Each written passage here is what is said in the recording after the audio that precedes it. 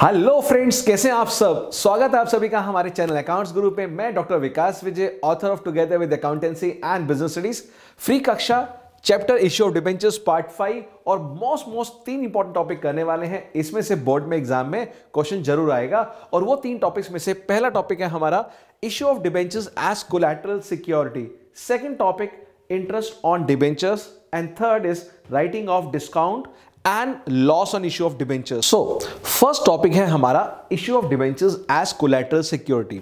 समझते हैं कोलैटरल का मीनिंग क्या होता है। कोलैटरल का मीनिंग है एडिशनल सिक्योरिटी, यानी if you are taking loan from the bank, आपको अपनी कोई प्रॉपर्टी यानी आपके कुछ टैंजिबल एसेट्स आपको मॉर्टगेज कराने होते हैं। अगर उन एसेट्स की वैल्यू सफिशिएंट नहीं है तो बैंक कहता है मुझे और भी कुछ सिक्योरिटी चाहिए। उस सिचुएशन में कंपनी अपने इन डिबेंचर्स को गिरवी रखवा देती है, मॉर्टगेज करा देती है एज अ सेकेंडरी सिक्योरिटी। अगर आप मार्केट में जाएं और सब्जी खरीद रहे हैं आलू, तो आलू आपका हो गया प्राइमरी सिक्योरिटी यानी प्राइमरी परचेज आइटम, और उसके साथ में मिल गया आपको धनिया फ्री, तो ये हो गया कोलैटरल। यस और नो, एडिशनल। ऐसे लाइफ में कई सारे एडिशनल आपको चीजें मिलती हैं, जहां भी वर्ड एडिशनल आ जाए we can use the word collateral. तो अब आज के बाद जब भी कोलैटरल मीनिंग आपके दिमाग में आएगा तो धनिया आप याद कर लेना कि सब्जी के साथ धनिया फ्री, और जो हमारे पास मेन कोर था यानी आलू, that was a primary security यानी टैंजिबल एसेट जो आपने गिरवी रखवाए थे। बट हाँ, यहां इस सिचुएशन में जो आपको सेकेंडरी सिक्योरिटी है वो क्या रहेगा, डिबेंचर्स। और खास बात क्या है, यहां पर इन डिबेंचर्स की वैल्यू लोन के बराबर होनी चाहिए या more than the loan amount. ये भी ध्यान रखिएगा, जो हम कोलैटरल सिक्योरिटी देते हैं, अगर लोन 5 लाख का है तो इसकी सिक्योरिटी की वैल्यू 5 लाख डिबेंचर्स की फेस वैल्यू होनी चाहिए या उससे ज्यादा। अगर कंपनी ने टाइम से बैंक लोन वापस कर दिया, टाइम से company has paid the interest, तो ये जो डिबेंचर्स हैं वापस मिल जाएंगे, प्राइमरी सिक्योरिटी के डॉक्यूमेंट्स भी आपको वापस मिल जाएंगे। But in case of default यानी आपने टाइम से कोई किस्त नहीं पे करी, लोन की इंस्टॉलमेंट नहीं पे करी, या आपने टाइम से इंटरेस्ट नहीं पे किया, इसको बोलते हैं डिफॉल्ट।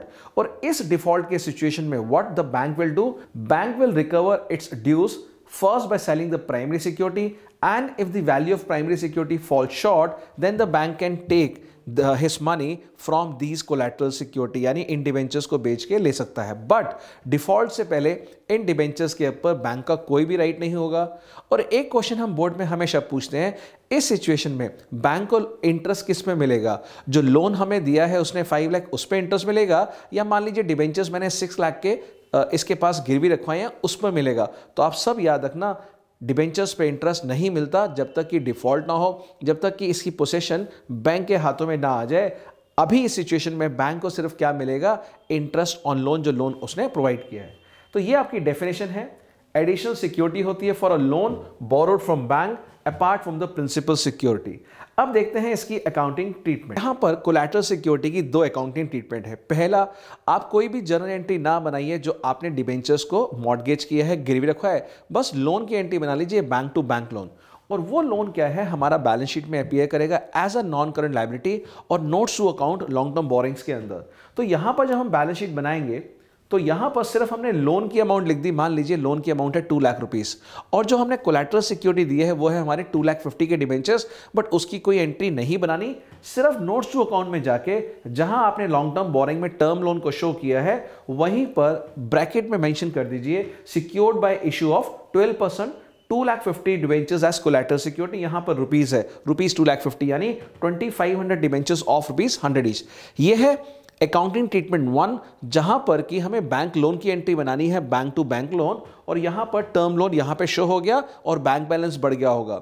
बट जो दूसरी एंट्री है डिबेंचर्स को गिरवी रखने की, नो एंट्री इज पास, उस केस में सिर्फ और सिर्फ यहां नरेशन मेंशन कर देते हैं, और यह है अकाउंटिंग ट्रीटमेंट 1। चलते हैं अकाउंटिंग ट्रीटमेंट 2।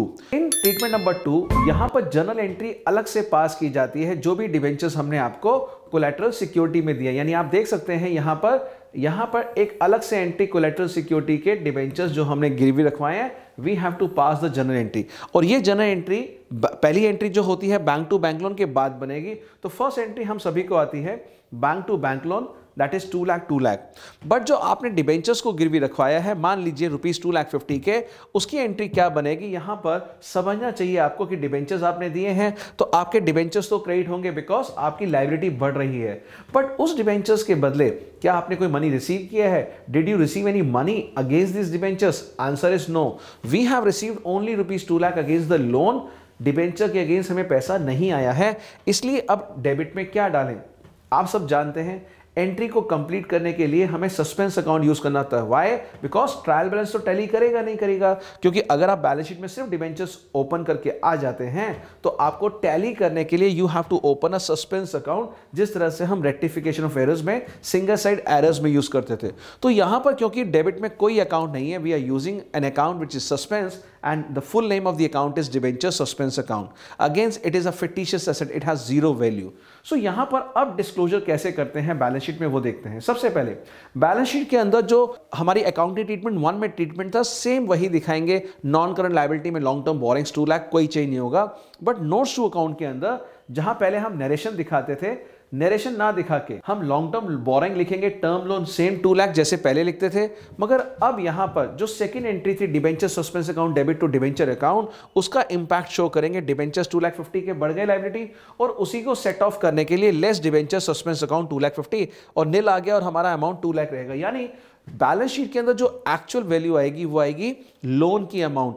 डिबेंचर्स कहीं भी नहीं शो करेगा अमाउंट कॉलम में, क्योंकि वो आपस में सेट अप हो जाता है। डिबेंचर्स जो हमने 2,50,000 के दिए लेस डिबेंचर सस्पेंस, यानी जो क्रेडिट हुआ वो और जो डेबिट हुआ आपस में सेट अप होकर बाहर क्या आएगा? नील अमाउंट। आप देख सकते हैं यहां पे नील अमाउंट है, और नील अमाउंट आने के बाद अमाउंट हमारा रहेगा 2 लाख। तो ये था हमारा टॉपिक नंबर 1। चलते हैं टॉपिक नंबर 2 की तरफ। Interest on debentures. 2 बातें बहुत इंपॉर्टेंट है जो याद रखनी है आपको कि ये इंटरेस्ट चार्ज अगेंस्ट प्रॉफिट होता है, यानी कंपनी के पास इस साल करंट ईयर में प्रॉफिट हो या लॉस हो, you have to give it. यानी अगर लॉस है तो भी देना है, आप मना नहीं कर सकते। जैसे हमने डिफरेंस पढ़ा था शेयर्स और डिबेंचर्स के अंदर कि डिविडेंड तभी देते हैं जब प्रॉफिट होता है, मगर इंटरेस्ट हमेशा देते हैं चाहे कंपनी प्रॉफिट अर्न कर रही है या लॉस इंकर कर रही है। सेकेंड बात, ये इंटरेस्ट देती किस पे है कंपनी? तो याद रखिएगा ये हमेशा फेस वैल्यू पे दिया था, यानी अगर टोटल 2 लाख रुपीस के डिबेंचर हैं तो 2 लाख रुपीस के ऊपर हम इनको इंटरेस्ट देंगे। तो ये 2 बातें आपने याद करनी है। अब आगे चलते हैं, इसकी जनरल एंट्री समझते हैं। पहली जनरल एंट्री होती है हमारी इंटरेस्ट ड्यू की, यानी अगर आपने पैसा यूज कर लिया बैंक से लेके, डिबेंचर होल्डर से लेके, कहीं से भी, तो आपने इंटरेस्ट देना होता है, ये आपको पक्का पता है। तो इंटरेस्ट आपका एक्सपेंस है जो ड्यू हो चुका है और अभी पे करना है विद इन फ्यू डेज। तो जिस दिन 31 मार्च को आपके फाइनल अकाउंट्स बन रहे हैं वहां पर आप ड्यू की एंट्री क्या बनाएंगे? Interest on debentures account debit. Why? Because जब भी एक्सपेंस कोई इंक्रीज करता है तो वो हमेशा डेबिट होता है। दूसरा, ये हमें किसको देना है इंटरेस्ट? हमें देना है डिबेंचर होल्डर्स को। डिबेंचर होल्डर्स हमारे क्रेडिटर्स बन गए, लायबिलिटीज बन गए, और जब भी लायबिलिटी हमारी इंक्रीज करेगी तो हम क्या करेंगे? इसको क्रेडिट। तो ड्यू की एंट्री में इंटरेस्ट, जैसे रेंट अकाउंट डेबिट होता था, rent to rent outstanding, salary to salary outstanding, उसी तरह से इंटरेस्ट आउटस्टैंडिंग का एक बहुत ही यूनिक एंट्री है। इंटरेस्ट डेबिट होगा, डिबेंचर होल्डर्स क्रेडिट होंगे। इंटरेस्ट डेबिट होगा, डिबेंचर होल्डर्स क्रेडिट होंगे। ये रहेगी ड्यू की एंट्री। पेमेंट के टाइम पर हमने जो डिबेंचर होल्डर्स हैं उनको डेबिट करना है, because they are the receiver, debit the receiver. और हमारे पास से मनी जा रहा है तो हमें बैंक अकाउंट को क्रेडिट करना पड़ेगा। लास्ट एंट्री बनेगी जहां हम 31 मार्च को, जब हमारे एनुअल अकाउंट्स बन रहे हैं, इस एक्सपेंस को राइट ऑफ करना है स्टेटमेंट ऑफ प्रॉफिट लॉस से। तो क्या एंट्री बनेगी? चलिए देखते हैं। तो इस सिचुएशन में हमें SOPL, जो बच्चे शॉर्ट में बोलते हैं उनको पहले पूरा समझ लीजिए। स्टेटमेंट ऑफ PNL, यानी अब जो सब्जेक्टिव एग्जाम में you have to write full, short form मत यूज कीजिएगा, पूरा लिखिएगा statement of profit and loss account. और जो हमारा डिबेंचर इंटरेस्ट था वो हमने क्रेडिट कर दिया, यानी राइट ऑफ कर दिया।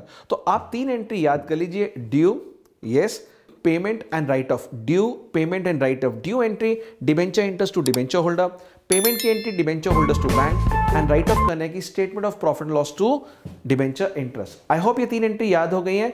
इसमें हम हाफ ईयरली भी इंटरेस्ट दे सकते हैं आपको, क्वार्टरली भी दे सकते हैं, और आपको फिर राइट ऑफ जो है एनुअल करना है। मान लीजिए मैंने आपको हाफ ईयरली इंटरेस्ट दे दिया और इंटरेस्ट अभी सिर्फ सेकंड हाफ के लिए आपने पे किया है, तो आप इंटरेस्ट तो सेकंड हाफ के लिए पे करेंगे, यानी 6 मंथ्स का। बट जब राइट ऑफ करेंगे तो यहां पूरे ईयर का राइट ऑफ होगा 12 मंथ्स का। ये ध्यान रखिएगा, बोर्ड का बहुत फेवरेट क्वेश्चन है। चलिए अब देखते हैं थर्ड टॉपिक। ये है टॉपिक नंबर 3 यानी राइटिंग ऑफ डिस्काउंट और loss on issue of debentures. यहां पर हम सब जानते हैं जब कंपनी फेस वैल्यू से कम पे इशू करती है उसको बोलते हैं डिस्काउंट, और अगर कंपनी फेस वैल्यू से ज्यादा पे रिडीम करती है, वापस करती है, उसको बोलते हैं प्रीमियम ऑन रिडम्पशन। दोनों ही सिचुएशन में कंपनी के लिए क्या होते हैं, नुकसान यानी लॉस, और इसको भी राइट ऑफ करना कंपलसरी है। बट इसका जो राइट ऑफ है वो बहुत ही स्पेशल यूनिक है, जो इस साल सीबीएसई ने कुछ एडिशन करी है। इवन दी एनसीईआरटी बुक्स के अंदर भी ये पार्ट एक न्यू ऐड हुआ है, तो बहुत ध्यान से सुनिएगा, गलती मत करना। अगर आपके पास कोई पुराना कंटेंट है तो आपको ये चेंज करना पड़ेगा। तो देखते हैं क्या है डिटेल में। सबसे पहले हम देखते हैं यहां पर जो डिस्काउंट या लॉस है वो कैसे कैसे राइट ऑफ करना है, वो एक ऑर्डर है, वो सीक्वेंस आप याद कर लीजिए, बिकॉज लास्ट ईयर तक कुछ और होता था, इस साल कुछ और कर रहे हैं।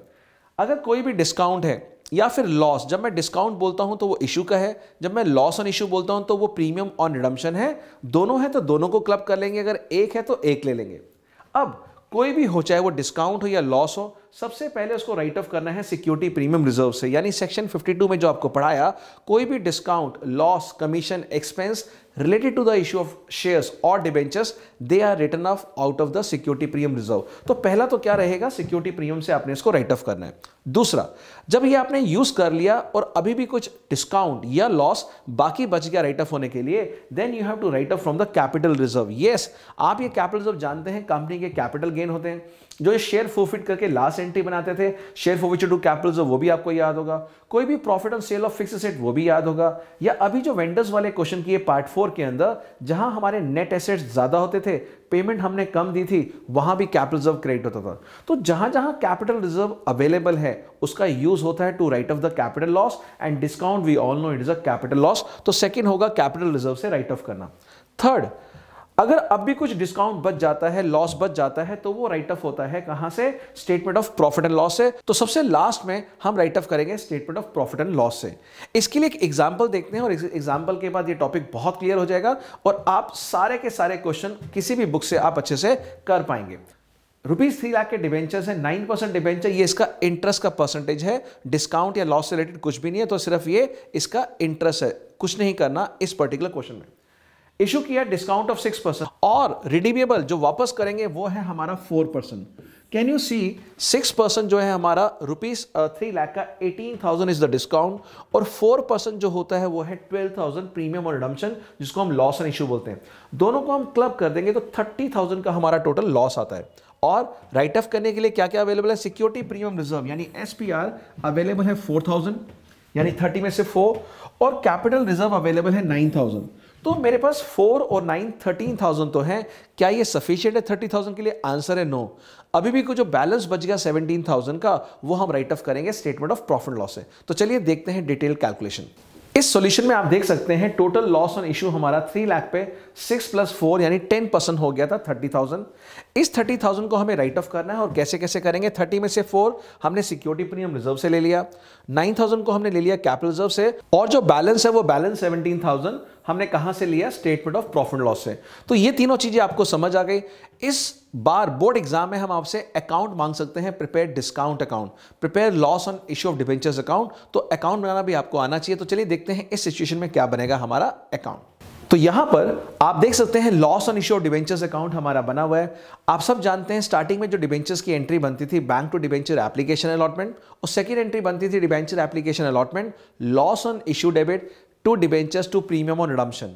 अब ये जो लॉस डेबिट हुआ था, ये लॉस डेबिट दो चीजें इसमें मिलती थी। पहला, डिस्काउंट जो फेस वैल्यू से कम दिया था, वो डिस्काउंट आएगा टू 9% डिबेंचर के नाम से यानी 18,000। यहां पर ये 9% डिबेंचर्स, ये वो है जो हमारा 6% डिस्काउंट आपने दिया था, वो डिबेंचर के नाम से आएगा, बिकॉज लेजर पोस्टिंग कर रहे हैं। एंट्री थी हमारी, ऊपर loss on issue debenture debit हुआ था, नीचे था 9% डिबेंचर उसका नाम था। तो यहां पर जो भी कोई डिस्काउंट होगा वो सिर्फ और सिर्फ डिबेंचर्स के नाम से आएगा। अब जो प्रीमियम और रिडम्पशन था वो किस नाम से क्रेडिट हुआ था, जल्दी बताइए। हाँ, आप बोलेंगे सर प्रीमियम ऑन रिडम्पशन, तो वो जो प्रीमियम और रिडम्पशन के नाम से क्रेडिट हुआ था वो अलग से आएगा हमारा 12,000। सो टोटल बन गया हमारा 30,000। इस 30,000 को राइट ऑफ करने के लिए क्रेडिट साइड पे देखते हैं। सबसे पहला ऑप्शन लेंगे हम सिक्योरिटी प्रीमियम रिजर्व को 4,000 रुपीज को, उसके बाद हम लेंगे कैपिटल रिजर्व 9,000 को, और जो बैलेंस बच गया था वो हमने स्टेटमेंट ऑफ P&L 17,000 से ले लिया। ये है हमारे आज के 3 टॉपिक, यानी पहला कोलैटरल सिक्योरिटी, थ्योरी भी आ सकता है और न्यूमेरिकल भी आ सकता है। दूसरा हमने आपको पढ़ाया इंटरेस्ट ऑन डिबेंचर्स, किस तरह से इंटरेस्ट पे करना है, और तीसरा था writing off discount and loss on issued debenture. यानी ये 5 पार्ट के अंदर मेरा पूरा चैप्टर इश्यूड डिबेंचर्स खत्म हो गया, जो है हमारा कितने मार्क्स का, 8 मार्क्स का इन द बोर्ड एग्जाम, जो भी 40 आ रहे हैं। तो 40 में से 40 लाने के लिए ये बहुत क्रूशियल रहेगा, बिकॉज 20% जो सिलेबस है वो इश्यू ऑफ डिबेंचर्स में से था। तो मैंने 5 पार्ट में आपको पूरे कॉन्सेप्ट्स करा दिए। अगर आप चाहते हैं इसके इंपॉर्टेंट और गेस्ट क्वेश्चंस करना तो जरूर लिखिए कमेंट बॉक्स में। और अगर ये एफर्ट अच्छे लग रहे हैं so do like subscribe, because motivation मिलती है। तो ये हमारा इश्यू डिबेंचर्स खत्म हुआ। अगर आपने करने हैं क्वेश्चंस तो जरूर बताइएगा, एक पार्ट स्पेशली बताएंगे हम इंपॉर्टेंट क्वेश्चन के साथ। और नेक्स्ट चैप्टर कौन सा आप करना चाहते हैं जरूर कमेंट बॉक्स में लिखिए, ताकि मुझे आइडिया मिले कि मैं अगला चैप्टर कौन सा लेके आऊं आपके लिए। सो मेरे प्यारे बच्चों, अगर एफर्ट अच्छे लगे तो आप शेयर कीजिए अपने फ्रेंड्स के साथ, और अगर मेंटर सुन रहे हैं तो जरूर अपने स्टूडेंट्स के साथ, क्योंकि इन 5 पार्ट्स के अंदर पूरा का पूरा इंपॉर्टेंट चैप्टर हम फिनिश कर चुके हैं। तो चलिए मेरे प्यारे बच्चों, मिलते हैं बहुत जल्दी एक और यूजफुल वीडियो के साथ। तब तक बहुत अच्छे से अपना ध्यान रखिएगा। यो